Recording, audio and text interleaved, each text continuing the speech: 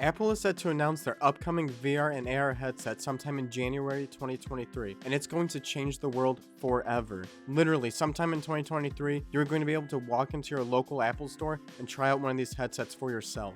But just like real world changes, this headset is going to massively shake up the current VR world as we know it. Apple, creator of the legendary iPhone, is finally going to be entering the ring of the VR market. And for better or for worse, they will have the power to change everything about VR as we know it today. Now, of course, this headset is actually rumored to be more AR focused than VR focused, but it is believed that it can perform VR functionality as well as AR, as VR and AR are very close cousins. I'm going to primarily use the term VR throughout this video, as regardless of how much VR focus is in Apple's upcoming headset, it is still going to have a massive impact on the current VR market as a whole. So all that being said, in this video, I want to discuss 5 positive effects this headset can have for the VR industry, as well as 5 not so great effects it can have. Without a doubt in my mind, this product is going to be extremely well made. I've never bought an Apple product before in my life that didn't just work, and I feel this is a big appeal of Apple products in general. The extremely easy onboarding process is exactly what the VR industry needs right now. Nothing is worse than coming home with a brand new gadget and trying it out for the first time, only to get frustrated in the setup process. This is especially true when trying to introduce people to an entirely new computer interface experience such as these AR and VR headsets. Say what you want about Apple, but they know how to build a solid product. And with investments in their M1 chipset, this device will undoubtedly perform well. However strong or powerful it ends up being, whatever it offers, it's going to do it extremely well. Let's not pretend that the Apple fanboy doesn't exist. There are plenty of people who treat their tech as sports teams, and the most noticeable of all has to be Apple fans. But then again, this is what Apple wants after all, to get you sucked into their ecosystem, because that of course puts more dollars in their pockets. Regardless of how cringe Apple fanboys can be, they have a real impact that we can't deny.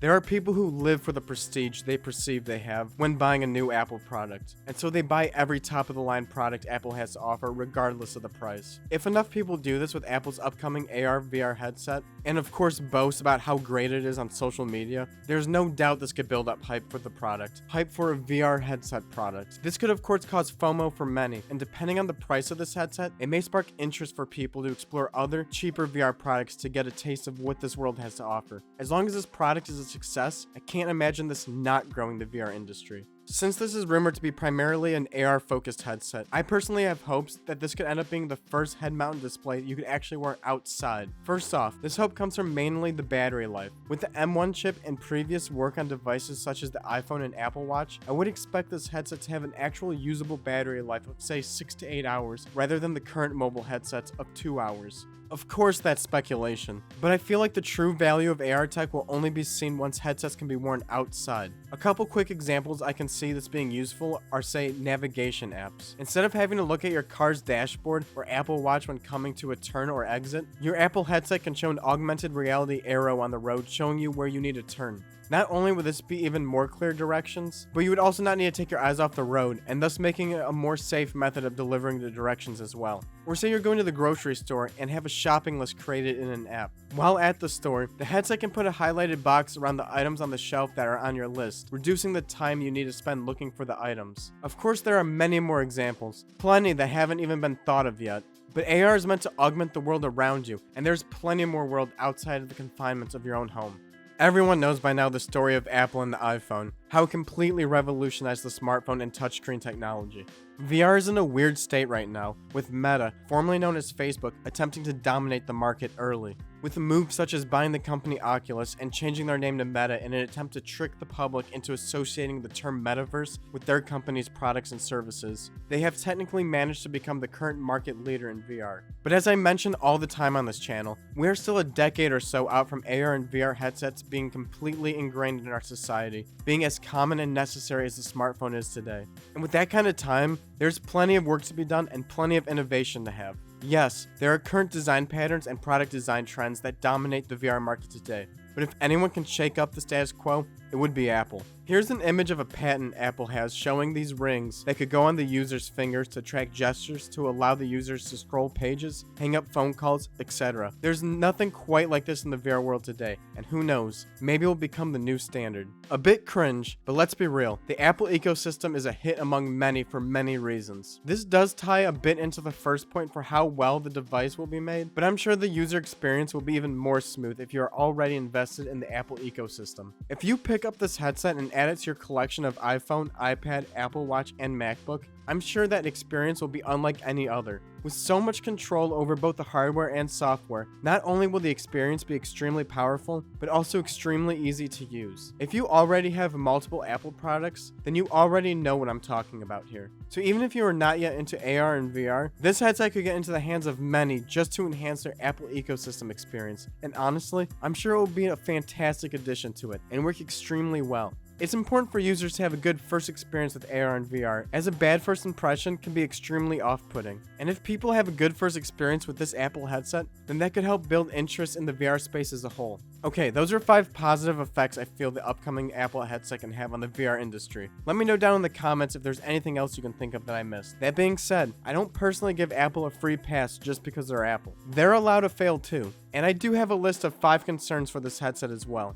This headset is rumored to be $2,000 to $3,000. Even for the most hardcore of Apple fans, this is an extremely large price tag. Since the headset is yet to be announced, I don't know who exactly this product is going to be targeting. But if it does not get into the hands of enough people, then all the positives mentioned previously are completely meaningless. And if this product doesn't sell well, then maybe Apple will decide to stop pursuing this product line as a whole. Regardless of how well this first iteration of the headset is, I feel like as long as Apple continues to work on it and develops new generations of the hardware, it will only get better and better, much like the iPhone did. Obviously, iPhone 14 Pro is hardly comparable to the original first generation iPhone. It would be a shame for this new AR/VR tech to be cut off so early. But I do have concerns of how this will play out if given an aggressively premium price. Which leads into con number 2. Apple has made some not so great products before. Cough, HomePod. So this means that Apple can fail again. And it's not just the price that could cause this product to fail. From the looks of it, they are going to be extremely Apple with this product and deliver an experience that has never been seen before. Never been seen before doesn't immediately mean great, life-changing, and must-have. It just means it simply has never been seen before. There is great risk with that. The VR space definitely needs that kind of risk and innovation, but they can still miss the mark. But Apple is a premium brand, and many hold them up as gods in the tech space. VR is not exactly the biggest, most popular market right now. And with Meta going full court press with their extremely cringy and out-of-touch marketing and company directional choices, VR doesn't have the best image in a lot of people's minds. So if Facebook/Meta can't make VR happen for the masses, and if Apple ends up missing the mark and can't make it happen, then who can? I fear that Apple stepping into the ring and failing could actually end up doing more harm than if they never entered the ring at all. That would be a pretty tough blow to the VR industry in my opinion. As shown previously with those potential finger ring controller things, it does not sound like Apple's going to pursue standard VR controllers like the rest of the VR market. There's been a lot of effort into the development of VR controllers, and a lot of developers' time developing for such controllers as well. But this is, after all, supposed to be a more AR-focused headset, so maybe it won't be offering any real gaming at all. I'm so conflicted with this because the vision I have for VR 10 years from now is the headset is going to be the new computer, the new smartphone, the portal into the new internet. What I don't want to see is needing to have different headsets for different things, which is already going to be the case in 2023. If this Apple headset is meant to be worn all day, used for phone calls, messaging, a wide variety of activities, but then you decide you want to play a game, then I guess you just have to take off the headset and put on a new headset. And if every company is trying to monopolize the metaverse and create their own ecosystem, then there might be certain apps and experiences that are locked to specific headsets. What I don't want to see is headsets becoming the new streaming service. I need to put on my Apple headset to FaceTime with family. Now I need to put on my Meta headset for this other experience. Now I need to put on my PlayStation VR 2 headset for hardcore gaming experiences. I think the real future of AR and VR headsets is you just put on one headset for everything.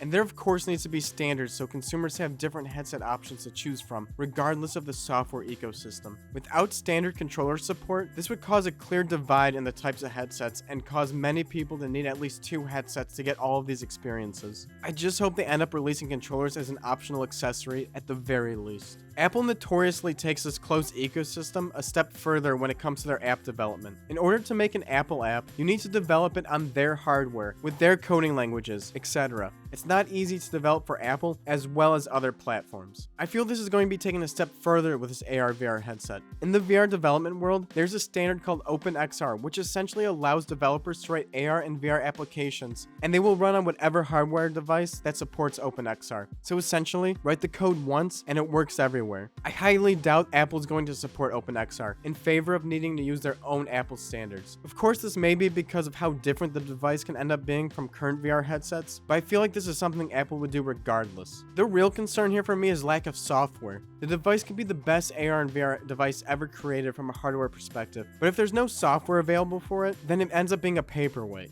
Plenty of VR applications have been made over the years already, and still have great potential as the VR market has never exactly been very big. Unfortunately, I don't know how many of these apps will end up being able to be ported over to Apple's new headset due to their strict software development restrictions. It could take years to flesh out the app offerings for this device. And of course, there's the notorious Apple Store 30% cut. If Apple pushes this device further into their own closed ecosystem rather than allowing it to be more open, then I'm sure the only way to get new apps for it will be through their App Store. And with that, 30% of everything developers make from sales on their store goes straight to Apple. This is of course rather well known by now, but if you combine a small user base for an incredibly expensive product with an extremely expensive development stack needed to be used to develop apps for the device, and then a 30% cut of all revenue made from it on top, I question how many developers will jump into developing for this platform right out of the gate. But this goes beyond App Store development. The future of the metaverse does look like user-created digital goods will be a component one way or another. I'm not really talking about NFTs here, but if you look at games such as Roblox or Rec Room, users can create worlds and items and actually sell them to other users and earn real-world money from doing so. The more and more control these tech companies have over their digital metaverse experiences, the more control they have over every transaction that occurs in the space. There's really nothing stopping Apple from ever raising this fee from 30% to 35%,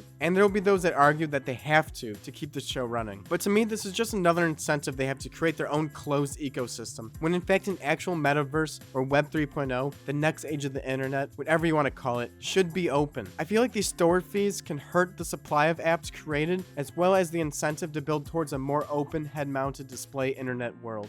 Those are all my thoughts of the upcoming Apple AR and VR headset, both good and bad. Of course, this is all just speculation for now, so we're just gonna have to wait till January for when the headset is officially announced. How do you feel about this upcoming headset? Do you think it's going to be a net benefit or net negative for the VR industry as a whole? Let me know your thoughts down in the comments. If you enjoyed this video, then make sure to hit like and subscribe, as it really helps out a ton. If you made it this far in the video, then thank you for watching, and I'll see you next time.